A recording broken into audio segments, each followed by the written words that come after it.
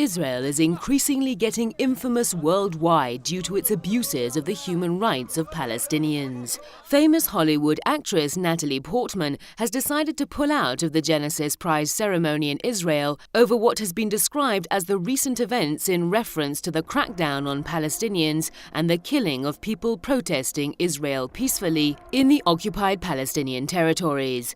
She has been cited as saying she has been distressed by the events. Natalie Portman's making a decision to not attend the ceremony to get the major actress award in Syria is a huge deal because what she's actually done is she has waved the flag to everybody in the entertainment business and basically said, although the Jewish folks have an awful lot of power in the entertainment business, we are not going to be compromised by what's going on with the Palestinians. When the IDF is basically shooting unarmed protesters down in Gaza just for approaching a fence line.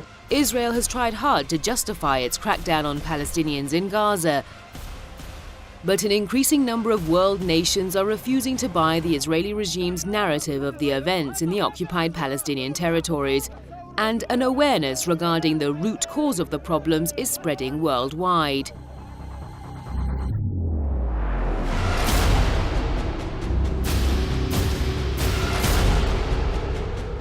Meanwhile, Arab people living in the Israeli-occupied Palestinian territories have held a protest to mark Nakba, or the Day of Catastrophe, on which Israel was created 70 years ago. The protesters pledged to not give up their cause, chanting, quote, "We will sacrifice our lives for Palestine," unquote. Israel, which has been emboldened by US President Donald Trump's strong support for the regime, has stepped up its crackdown recently and has at the same time stopped all its previous attempts at peace talks with the Palestinian Authority. This while it ostensibly pushed for negotiations with the Palestinian Authority under the previous US administration. It's a little difficult for them to pose a peace plan when not only are the Israelis killing unarmed demonstrators in Gaza, but Netanyahu is saying the soldiers should be getting medals for doing it.